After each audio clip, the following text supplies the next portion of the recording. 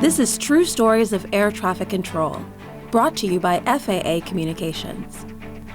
It was November 23, 2019, just after 2 p.m. local time, when controllers at the Seattle Air Traffic Control Center received a distress call from a general aviation pilot who had taken off from Boundary County Airport en route to Priest Lake, Idaho.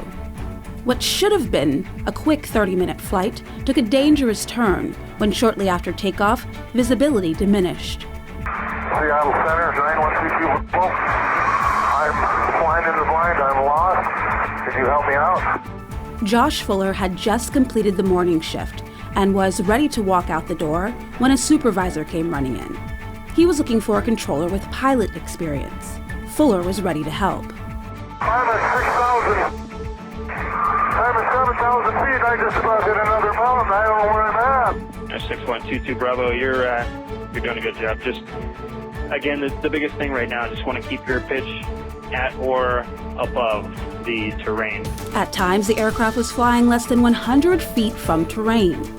The pilot was disoriented and beginning to panic. I don't know what I'm doing. Just help me calm down, sir. Thank you. And November 22 Bravo, you're doing just fine. Just, again, trust your attitude indicator. Keep your wings level. Fuller calmed him down and guided the pilot to VFR conditions above the clouds, but the weather was changing quickly. Fuller had to put him back into the heavy cloud layer in order to get to clearer skies. But the pilot was unable to maintain a heading and lost his orientation all over again.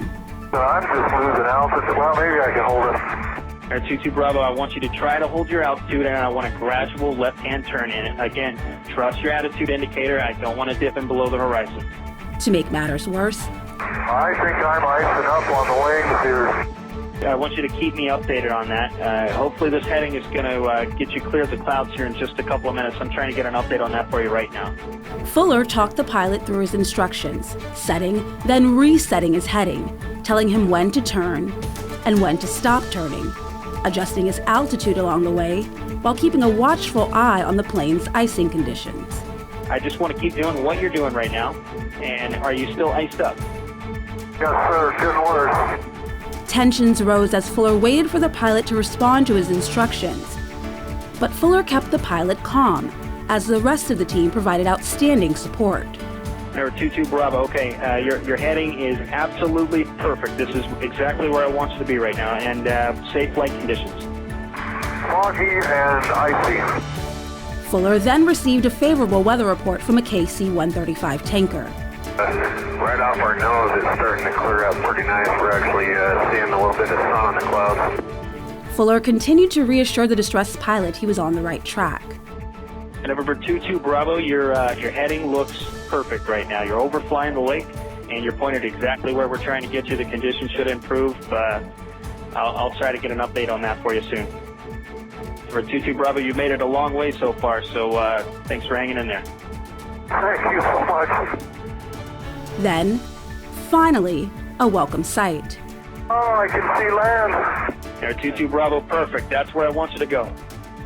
Back to flying visually, the relieved pilot looked to Fuller to guide him safely down. Just maintain VFR. Whatever altitude keeps you clear of clouds and clear of terrain, you can do whatever you'd like. Copy that. When I get on the ground, I want to give you a big kiss, sir. I'd love that. The pilot landed safely at Coeur d'Alene Airport. He was so grateful that a few days later he drove 7 hours to the Seattle Center to personally thank Fuller and the supporting cast who saved him. He even brought his family with him so that his grandchildren could meet the man who, quote, unquote, saved Pop Pop's life. You've been listening to True Stories of Air Traffic Control.